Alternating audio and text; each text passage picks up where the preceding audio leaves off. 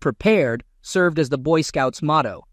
The Scouts' code differed, emphasizing qualities such as trustworthiness, loyalty, helpfulness, friendliness, courtesy, kindness, obedience, cheerfulness, thriftiness, bravery, cleanliness, and reverence, along with seemingly contradictory traits of naivety, stupidity, idiocy, and trust. Surprisingly, these aspects coexisted seamlessly. Nick had no other answers. Typically, he refrained from inspecting anything on his wife's iPhone, a practice she acknowledged. Consequently, she neglected extra security measures. Being a Boy Scout, Nick upheld honesty and avoided invading privacy. However, with his wife heading out of town soon, he sought her hotel's name, aiming to avert a potential disagreement arising from his forgetfulness, a recurring issue lately. Post their wedding 5 years ago, this impending trip marked their lengthiest separation. Nick contemplated a romantic gesture, like sending flowers, to express his love while she was in the romantic city of Paris. Yet, his plans were disrupted by the realization that Dwayne, not he, was the one she would be sharing this experience with. Entering his wife's phone code, their wedding date, Nick found himself perusing work-safe emails exchanged between Linda and Dwayne. Their discussions included a nighttime stroll down the Champs-Élysées and then a moonlit boat ride on the Seine. Almost as surprising as the affair itself was the fact that Nick's wife, Linda, and her lover, Dwayne, exchanged messages using their work email accounts. She should have known better. So should Dwayne. Like Nick, Linda was a lawyer. Dwayne worked as a paralegal at Linda's firm. All three, Nick, Linda, and Dwayne, had experienced enough document handling and major litigation. Huge teams of lawyers and paralegals read each of the hundreds of thousands of emails received or considered as part of document discovery. There was always a story about an affair by one or two idiots, and then the lawyers would try to figure out if the affair was relevant, and if so, how to limit damages. Nick didn't really pay attention to what Linda had told him about the trip and the name of the hotel where the team would be staying, because something funny was going on at that moment. Nick didn't know what it was, but instinct made his hair stand on end. 5 years as a lawyer listening to clients lie, and listening to lawyers carefully avoid lying by not telling everything, had made his listening skills sharp. And something was wrong when Linda initially told him about the trip, a very boring arbitration case that would keep them so busy they wouldn't even be able to enjoy the sights. She said it without looking at him at all, and a little too flippantly. She knew Paris was one of Nick's favorite cities, and they always talked about going together because Linda had never been there. Nick discovered her response to be peculiar, but the worst-case scenario had not even crossed his mind. Yet, the content of the email he was presently reading seemed like a direct stab into his heart. Dwayne had suggested the idea of letting go of the Boy Scout for them to spend more time together without worry. Linda expressed that she felt safe with him. Nick questioned her about deceiving him behind the Boy Scout's back, making him excited. Uncertain about what to do, Nick decided to print the email on the Wi-Fi printer in the basement, just in case. As a seasoned lawyer, his initial task was to preserve the evidence by printing the letter and placing it in his computer bag. Nick took a moment to think. He was certain about what he wanted to do. In his view, he had a win-win option: feign readiness to kiss her, then abruptly collide with a tree in the woods behind the house. Dwayne, on the other hand, would face less mercy before causing damage. Nick needed to think, and thinking was what defined him as a lawyer. He was paid to utilize his brain, not his muscles, and he had to think quickly because Linda had gone for a run and would return soon. Before he could delve into his thoughts, he had to complete his assignment and find a hotel, not to send flowers. He wasn't sure why he needed that information, but he sensed a purpose. La Clef Tourfell, near the Trocadero, across the river from the Eiffel Tower, a 5-minute walk from the International Chamber of Commerce, where Linda and Dwayne would be working on their arbitration case with the rest of the team. During the lovers' free time between hotel rendezvous, he had to conduct a quick computer search on Virginia's divorce laws, drawing from his bar exam days 5 years ago. It was always good to check. Infidelity was grounds for divorce, and could impact matters like alimony and property division. However, there were objections to the charge of infidelity, one being convenience. The defense was to discover the infidelity and then willingly resume coital relations and continue living together. Hence, he needed to leave the house promptly. Confrontation? Not yet. His plan was to unleash total shock and awe on her. With no uncertainties, he aimed to dominate the battlefield to end this marriage, even if it meant lying. It conflicted with Scout law, but this was war. After all, Churchill stated, "In war, truth is so valuable that it must always be accompanied by a bodyguard of lies." Nick's lies now served a more critical purpose. None of them were under oath anyway. He went up to the bedroom, swiftly packed, and placed the suitcases by the front door. Just as he gathered the necessary paperwork, bank and credit card statements, 401k and IRA accounts, car papers, paycheck statements, mortgage statements, and Linda's latest student loan balance, she returned from her run, and he heard her in the kitchen as he ascended from his basement office. Upon observing her drinking Gatorade, he decided to feign concern, appearing out of place. Despite her looking good with shoulder-length brown hair and a ponytail, he came to the realization that love was dead. He conveyed the news of going to Paris with a grim smile. Linda's face lost its color, and her blue eyes paled. In response to his announcement, she quickly regained composure, asking if it was Paris, Virginia. Nick explained that Sven had called, informing them about testifying in his insurance case and the need to prepare a witness. He mentioned the complications arising from losing a motion to compel, causing chaos in the court schedule. Nick anticipated being on the road for a few weeks, with the possibility of stopping by to do laundry from time to time. Linda, adopting a suitably concerned expression, remarked sympathetically, suggesting that maybe his firm was recruiting. Nick expressed a preference for her version of Paris. Linda, noticing worry returning to his face, then smirked, teasing him to send her a resume, hinting at the possibility of considering him for a job. It was a playful jab, considering Linda's law school ranked higher academically than Nick's. Perhaps feeling guilty, she gestured as if about to hug him, but Nick turned and headed down to his office before she could close the gap. The visions of him punching her in the face resurfaced, and he wasn't sure he could keep them under control. Rising, Linda inquired about his dinner preferences. He informed her that he couldn't stay and would grab something on the road, mentioning Sven's excitement and eagerness for him to hit the road immediately.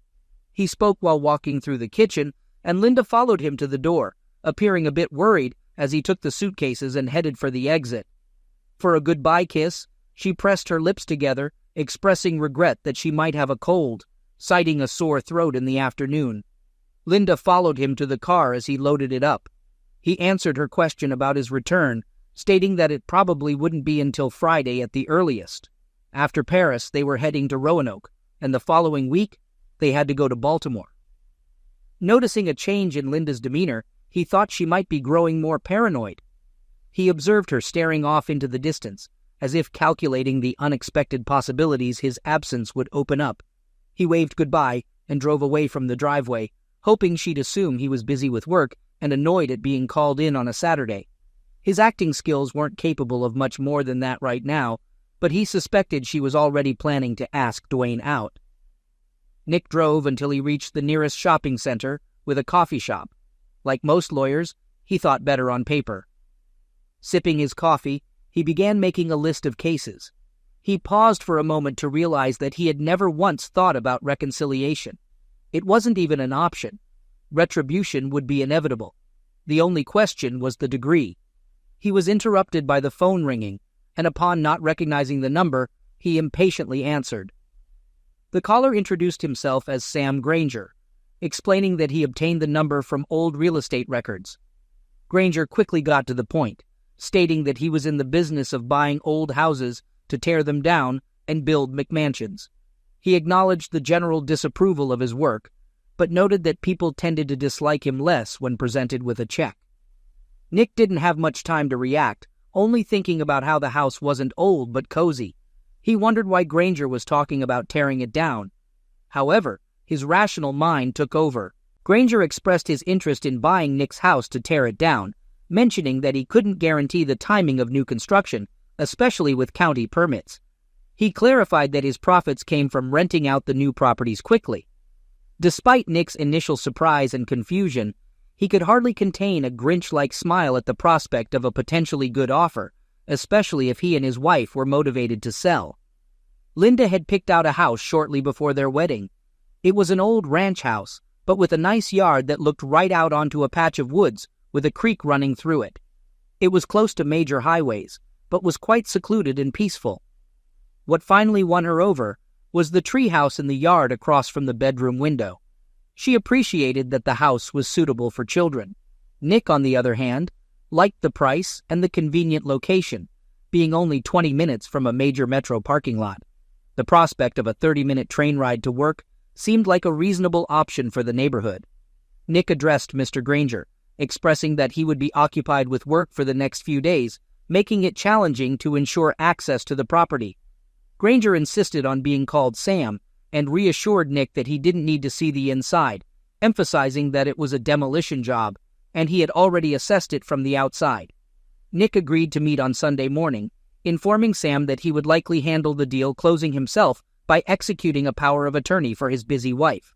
Sam had no issue with this arrangement and offered to provide the necessary form. Nick noted the address and began outlining a plan.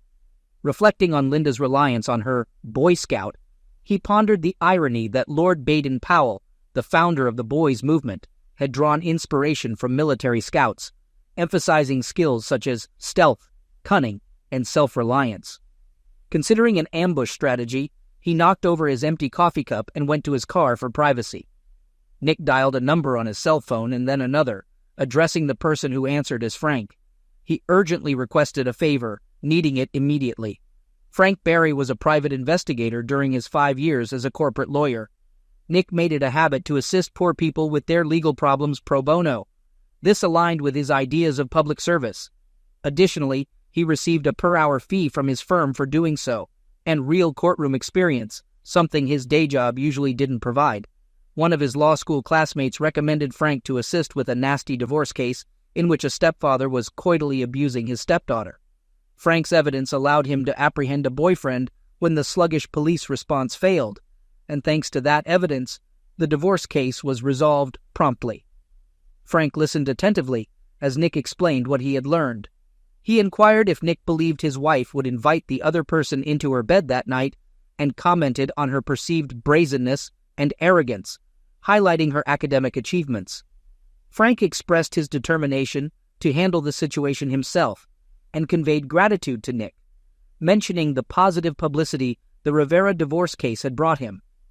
Nick acknowledged Frank's words, expressing appreciation. He then informed Frank about a house in the backyard that might be useful for his purposes. Nick described how it opened right into the bedroom, where Linda liked to practice martial arts with the curtains open.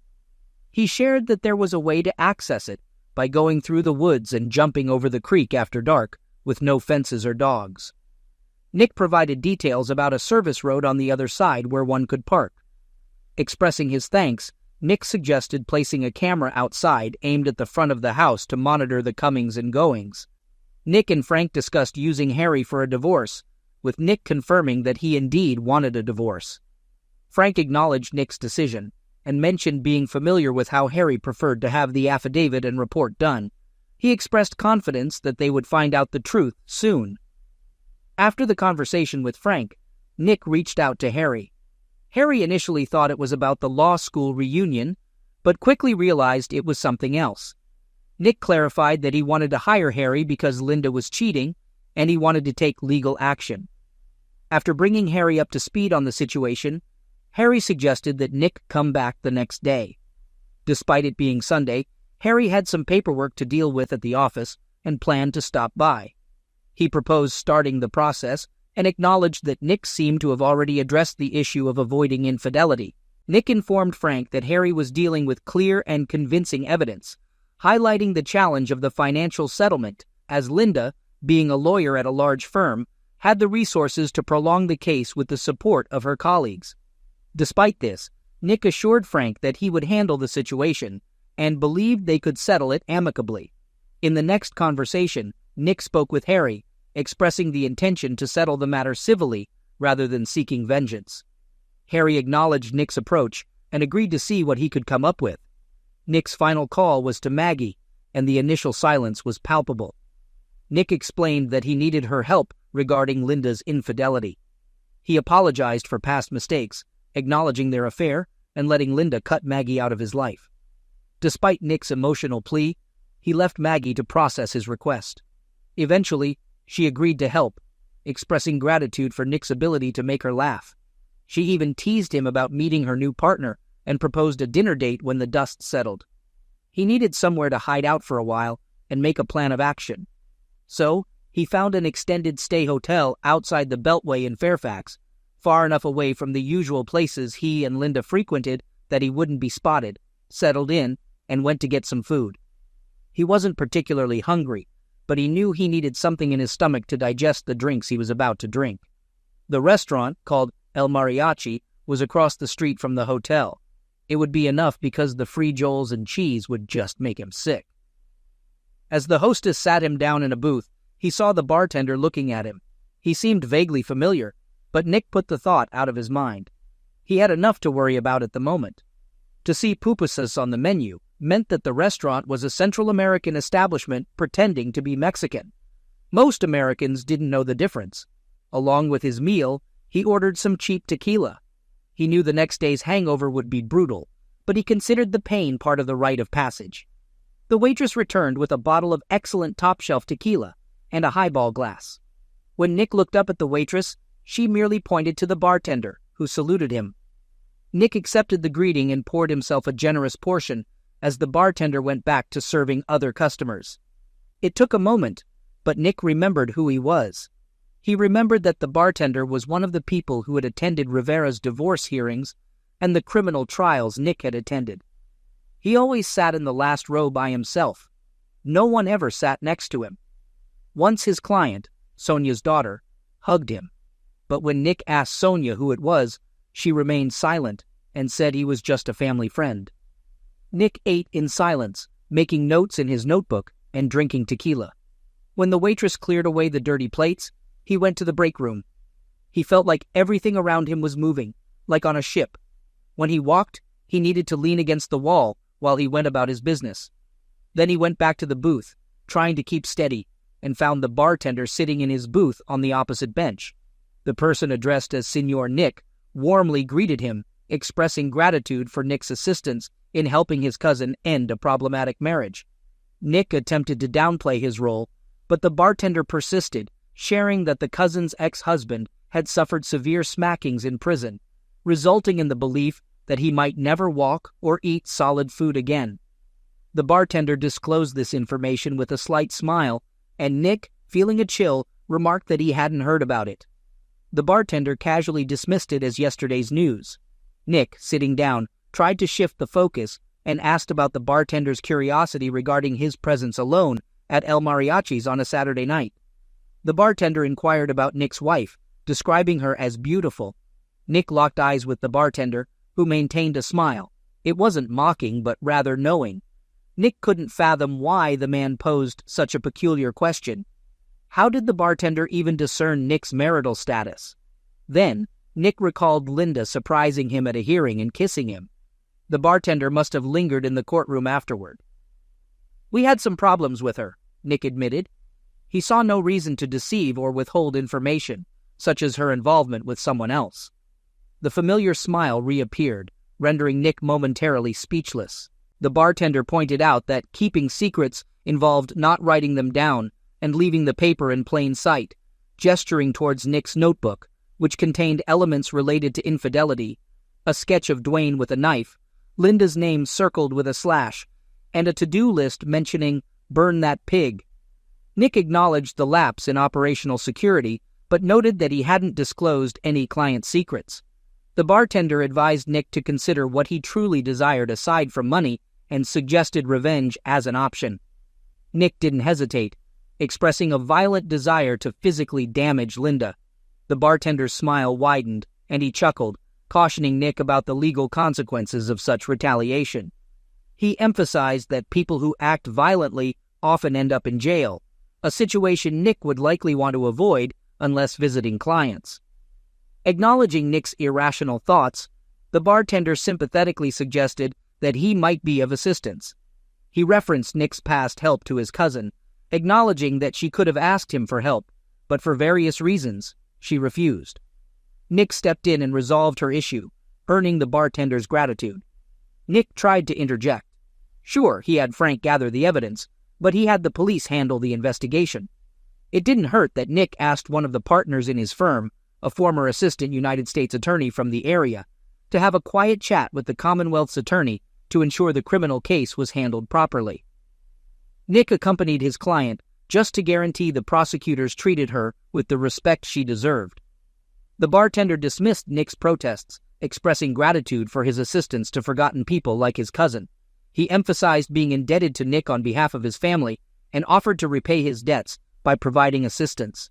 Nick, unsure of the bartender's identity, asked for his name, and the bartender revealed that some people referred to him as El Diablo, or the Devil, though friends called him Jose Garcia.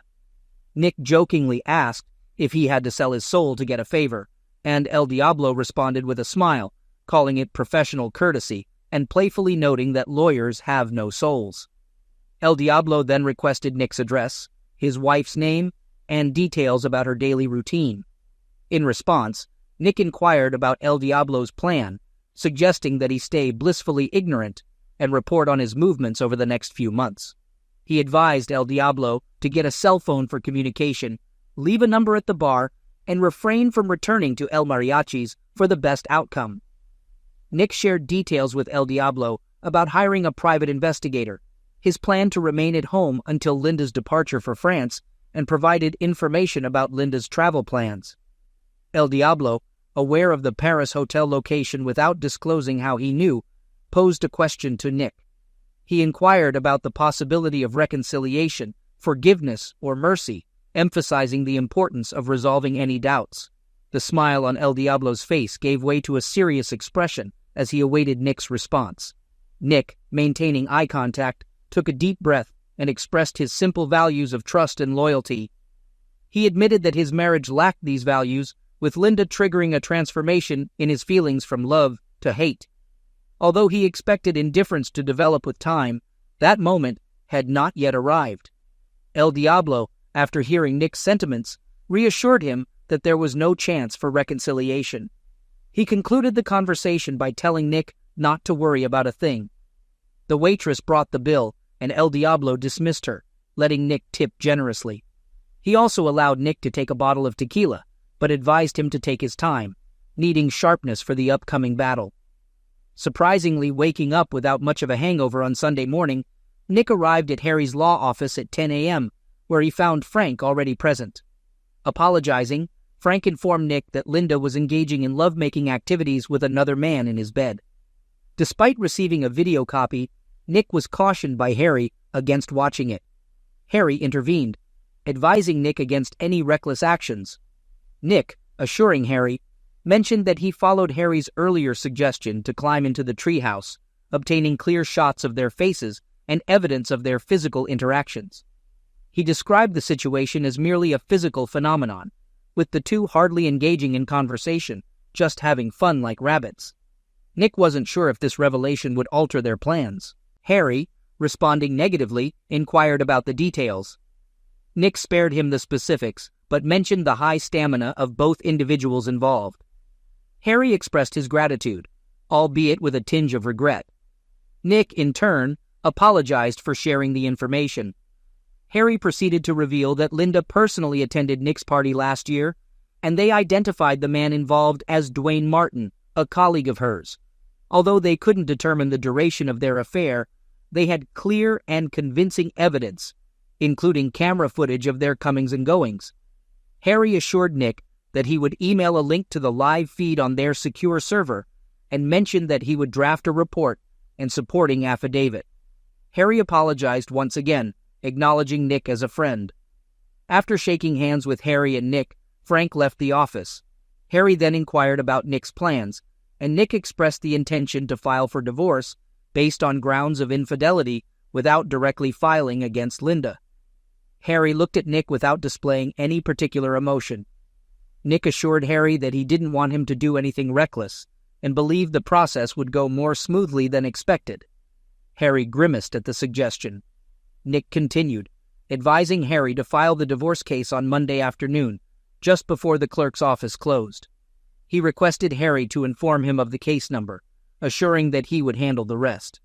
Nick reminded Harry that he didn't practice criminal law well and wouldn't be able to assist if Nick encountered legal trouble. "You'll be pleasantly surprised," Nick declared as he exited. His next destination was a meeting with Sam Granger, proving highly productive. Nick discovered they could sell the house for over $100 of the mortgage, without a real estate agent's commission. Linda would be delighted. Nick pledged to have the necessary paperwork ready for a swift deal closure. Exiting Sam's office, Nick checked his phone. No messages or calls. She must still be enjoying time with Dwayne. Nick took the chance to urgently request 2 weeks of vacation, or he would quit, leaving his boss, Sven, in a panic. Luckily, Sven granted the request, given a temporary lull in business.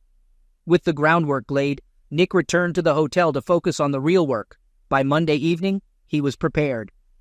Throughout Sunday night and Monday, Linda left unanswered voicemails. Nick conserved his energy for Tuesday morning. Thanks to Frank's front-facing camera, Nick knew Dwayne spent Monday night there, likely leaving for work around 8 a.m. Linda would depart around 8:30 a.m.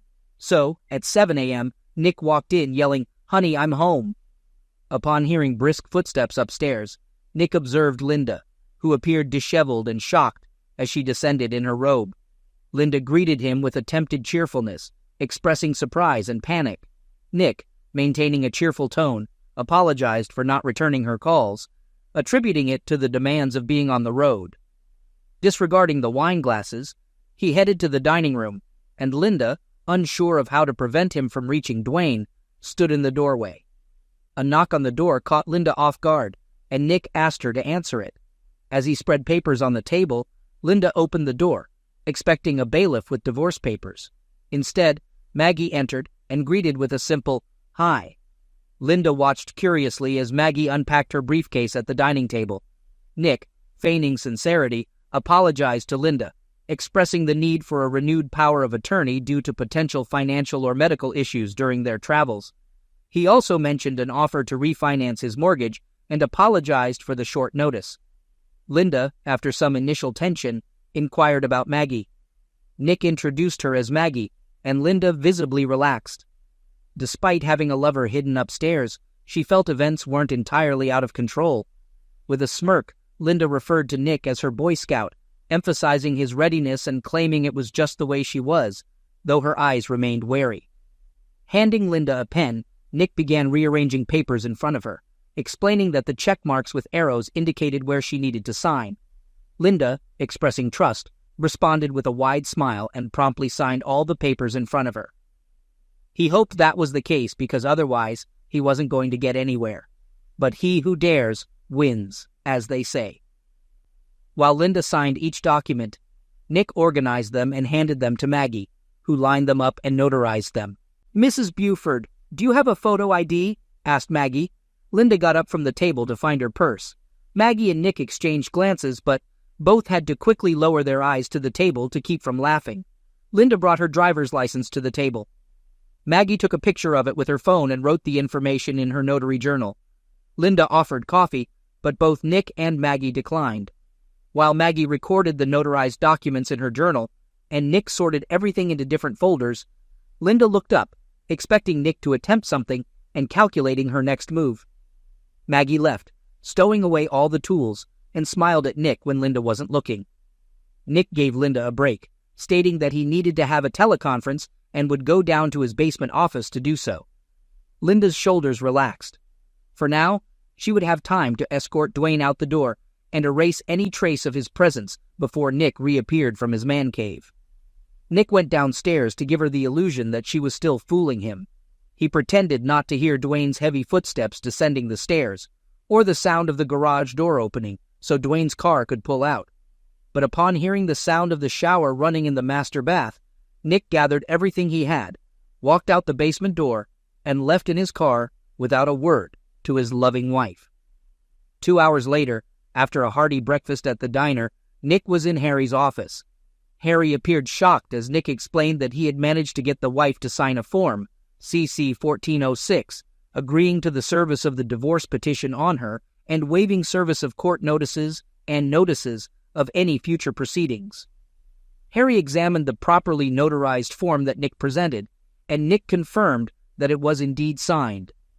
Harry sought clarification, asking if Nick had also persuaded his wife, an experienced attorney, to sign a property division agreement. This agreement included provisions such as giving Nick all the proceeds from the sale of their house and its contents, the cars, and Linda's jewelry. Additionally, it granted Nick full discretion over the disposition of Linda's personal belongings and allowed both of them to walk away with their respective retirement accounts, with no alimony in Linda's favor. Nick affirmed these details, emphasizing that Linda, who earned more money than him, willingly agreed to leave the marriage with approximately $125,000 in retirement contributions and about $200,000 in undergraduate and law school debt, according to the documents. Harry, seemingly skeptical, remarked that Linda had a generous nature. Harry then turned his attention to the affidavit Nick claimed Linda signed, admitting to cheating and acknowledging the presence of her lover in the marital bedroom at the time of signing. Nick confirmed these details and referenced an email correspondence where Linda discussed staying with her lover because he aroused her. Nick, showing no visible emotion, asserted that the documents spoke for themselves. Harry glanced at the papers, looked up at Nick, and started to smile but suppressed it, twisting in his chair. He expressed frustration, mentioning his intention to file all the presented documents. Harry, feeling embarrassed, acknowledged Nick as a respected member of the bar and a friend from law school. He admitted being unaware that Nick was fabricating the situation and stated that everything appeared fine to him. Harry, addressing the court, suggested disbarment for Nick, emphasizing the violation of trust by his client. Nick, understanding the situation, inquired about the notary's potential role as a witness if needed. Harry confirmed that the notary could testify that Linda signed the documents and might mention seeing her scrutinize them. However, Harry refrained from providing an opinion on Linda's understanding of the document contents. Nick agreed to the plan, and Harry mentioned that he would file all the documents, including Frank's affidavit and report, which contained attached photos and a DVD.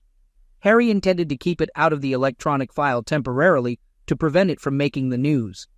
Nick emphasized the importance of keeping things quiet, considering Linda's impending departure for Paris in a little over 2 weeks.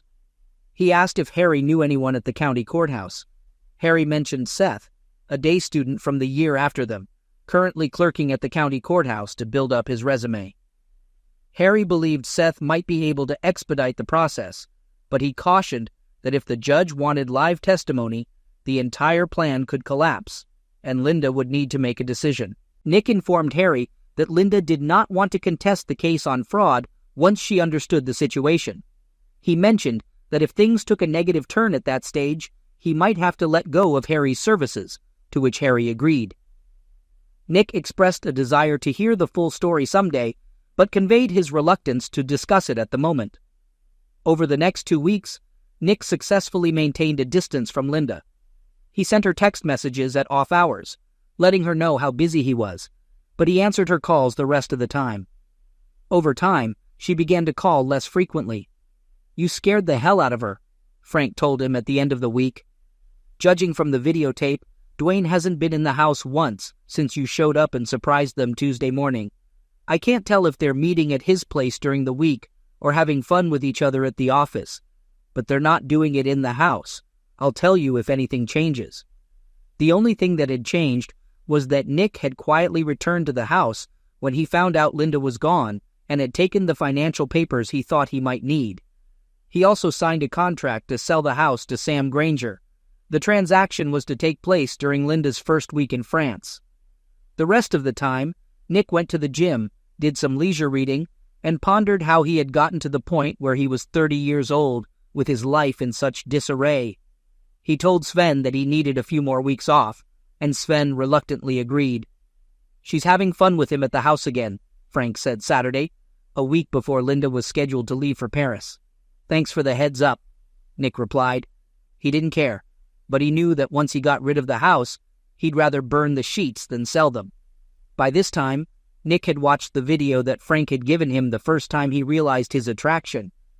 Dwayne was a couple of years younger, and as Frank's investigation had revealed, the guy was a gym rat, constantly pulling himself up in front of the mirror after weight training. Otherwise, he was unremarkable in comparison. Nick was in reasonable shape, but didn't boast a tight belly. Linda seemed to be seeking arm candy, a trait Nick could do without. Before he knew it, Linda embarked on her eagerly anticipated trip to Paris. A member of Frank's team followed her to the airport, ensuring her departure to Europe. Upon receiving the news, Nick went to the house, piled all of Linda's clothes in the living room, and packed up his belongings. The next day, movers arrived, packing Linda's items separately and sending them to storage. They also packed Nick's things and moved them to the apartment he found with Sam Granger's help. Nick easily sold the furniture thanks to Sam's reselling skills. Once the house was empty, Nick did a final walkthrough before taking one last action. He carefully collected wedding photos, the album, and Linda's wedding dress. He brought them to the fire pit under the treehouse on the patio, placed them atop embers, added lighter fluid to the dress, and lit a match. As everything burned, Nick was pleased with the level of detail captured in the video, even discerning details in each photo as it joined the flames. A day later, Nick closed the sale of the marital home, using Linda's power of attorney to sign on her behalf, a move she should have scrutinized. With a separate financial power of attorney, Nick deposited the house sale profit into his personal account, certifying it on behalf of his wife as her attorney in fact, and closed the joint accounts 3 days later. Still, in the initial week of Linda's French trip, a construction crew razed the house. Days later, they cleared the debris, starting preparations for the site. Unfortunately, the tree with the treehouse had to be removed for a planned gazebo. However, construction halted once only an empty square of land remained, due to issues in the permitting process. Nick and his law school friend at the county permit office believed the problem would resolve upon Linda's return, with proper forms submitted and approved. Throughout this period, Nick ignored all of Linda's attempts to contact him, not responding to calls, emails, or voicemails. El Diablo, using the landline, informed Nick that Linda and Dwayne appeared stressed and didn't look their best, suspecting something was amiss. Nick asked how El Diablo knew, to which he simply claimed to have connections everywhere, even in Europe. El Diablo inquired if Nick wanted Linda's wedding and engagement rings, and upon Nick's refusal, asked if someone else could acquire them. Nick agreed. 2 days before Linda's return from Paris, Nick visited Harry's office, receiving an unexpectedly swift divorce decree. Seth, tight-lipped, facilitated the process, and Nick opted not to inquire further, congratulating himself on his newfound single status. Harry provided a copy to send to Nick's ex-wife, expecting her delight. As Nick was getting into his car outside Harry's office, his phone rang. Receiving a call from an unfamiliar number, Nick recognized El Diablo's voice as soon as he answered. El Diablo advised Nick to take a vacation immediately, suggesting he go to a place with a lot of people who know him and can confirm his presence. El Diablo ended the call abruptly. Nick, understanding the urgency, realized he hadn't seen his college friends in New York for a while. Luckily, they had free schedules in the next few days. That afternoon, he hopped on Amtrak, attended shows, explored museums, and shared meals with friends, most of which he paid for with a credit card. Nick also tipped generously at the hotel to ensure the staff knew who he was. During his stay, he express mailed a DVD copy of him burning Linda's wedding dress and album to Linda's parents' home. Late one Sunday night, while savoring coffee and cake at Little Italy in Manhattan, Nick received a call from his father-in-law. His father-in-law informed him that Linda was in the hospital and going through a difficult time. Nick inquired about the reason behind her condition. His father-in-law explained that Linda had returned from a business trip on Friday and, along with a colleague, had been kidnapped at the airport. They were medicated and only managed to escape that morning. Unfortunately, Linda's colleague had been severely smackened. Nick could sense the emotional strain in his father-in-law's voice. Once upon a time, Nick might have felt sympathy. However, he asked about Linda's condition. The father-in-law explained that when Linda woke up, she found herself covered in tattoos with derogatory inscriptions, labeling her as a fancy woman and a strumpet. Soon after awakening and realizing this, an individual wearing a mask entered and physically assaulted her, breaking her nose and causing 2 black eyes. Nick couldn't help but be impressed by the severity of the situation. Really, it was the cherry on top of the ice cream. He would have been happy if Linda had realized that he had betrayed her in court, just as she had betrayed him in marriage. But this was just a rainbow pleasure of joy. It would be worth an immortal soul if he could give it away. Expressing his condolences, Nick acknowledged that he was currently out of town and inquired about what his father-in-law would like him to do. Detecting surprise on the other end, his father-in-law emphasized that Linda was Nick's wife. Nick, without much emotion, clarified that they were divorced, and the order was issued the previous week due to Linda's infidelity with the man she was traveling with. When his father-in-law seemed confused, Nick coldly mentioned having a video of the infidelity and offered to send a copy. The revelation left his father-in-law in stunned silence. Nick, displaying a lack of empathy, stated that Linda was no longer his problem, and his father-in-law would need to take care of her. His father-in-law, expressing frustration, accused Nick of causing the situation. Nick, unapologetic, explained that he had been in New York celebrating his divorce since Wednesday. He acknowledged the father-in-law's upset state and hoped for Linda's recovery, but conveyed that they had nothing more to discuss. Nick then ended the call. It occurred to Nick at that moment that the stress of city life had been too much lately. He sent Sven an email saying that Sven and the firm could go to hell, respectfully, after all. A quick internet search revealed that there was an REI store in Soho, and Nick got himself some new hiking and camping gear. Linda had never liked camping, so this was a chance to reconnect with her. Scouting past the hotel was very accommodating, and agreed to leave his luggage for a while for a reasonable fee, and Nick was on his way to the Adirondack Mountains to commune with nature until things calmed down. Luckily, he had his passport with him in case he had time to travel to Canada, and it turned out he did have time. For the next 8 weeks, he kept his phone turned off. Initially, he assumed some disturbed woman had taken possession of his ex-wife's phone, given the multitude of messages, including frantic screams and cries. He listened to just a couple and deleted the rest. There were numerous crazy emails, too. Her account must have been hacked. Reading through all of this seemed impossible. He hoped the troubled woman responsible would find the help she desperately needed. After 8 weeks, Nick, Frank, and Harry gathered for a drink. Harry clarified that he had terminated their ties with the attorney right after serving Nick the divorce decree, a piece of information Nick admitted to not having checked yet. As they settled at the table, Frank described the aftermath as a serious situation, likening it to a typhoon of destruction. Harry, with a sense of dark humor, found amusement in the widespread chaos. Frank began recounting the events, detailing how Linda, accompanied by her parents, had a meltdown upon seeing the vacant lot where their house once stood. Her emotional breakdown escalated as construction workers arrived, and her tattooed face became a source of laughter among them. Despite her visible injuries and the duct tape on her broken nose, the offensive tattoos on her face, neck, and arms were prominent. Harry took over the narrative, indicating that the work on her face was particularly well done, making the text highly visible on camera. The derogatory phrases included fancy woman, puta, and explicit statements about her preferences. In the afternoon, Linda, along with a couple of lawyers from prominent firms, arrived at Frank's office without an appointment.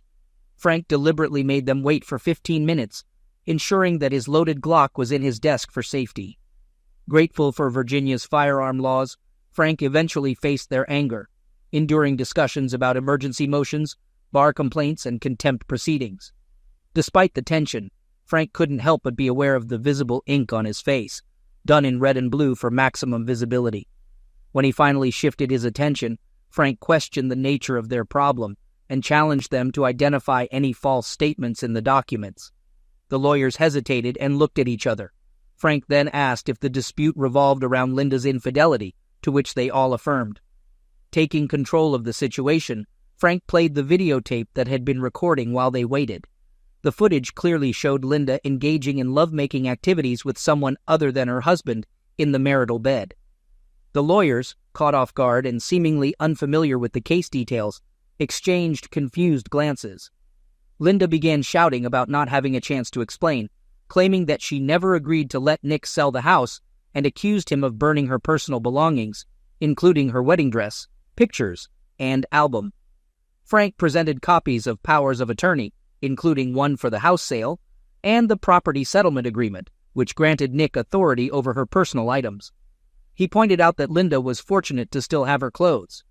When Frank questioned if she contested her signature on the documents, Linda admitted to it, but insisted she hadn't agreed to the contents.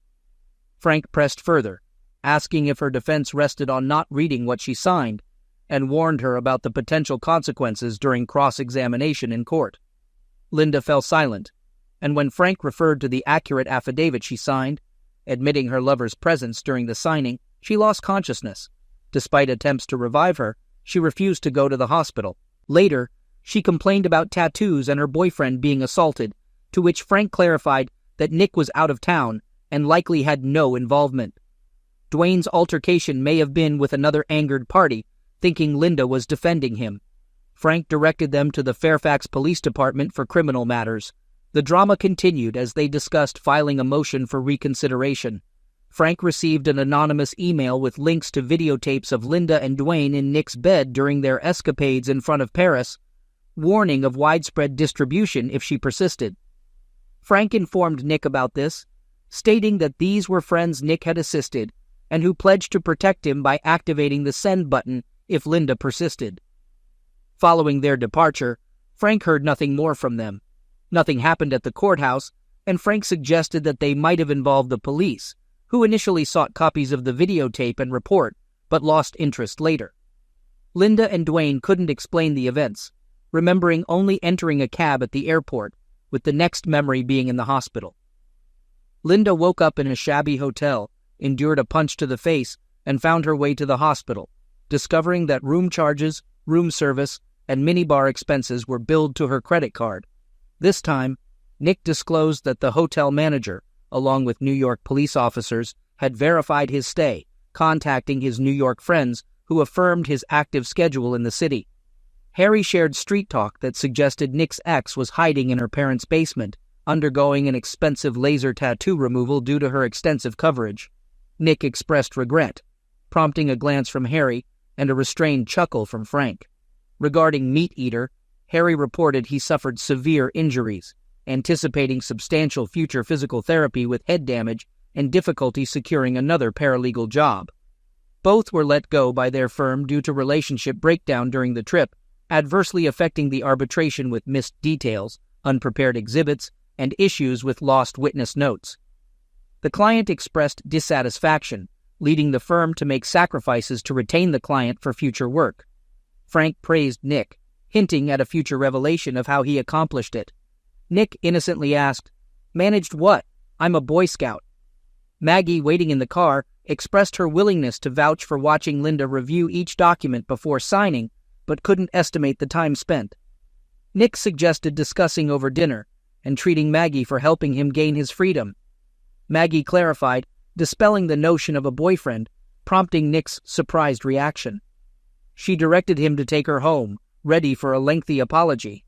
Nick agreed with a smile, but mentioned a quick stop at the post office to send a card to a friend, featuring a Boy Scout emblem, asking if she felt safe at the moment.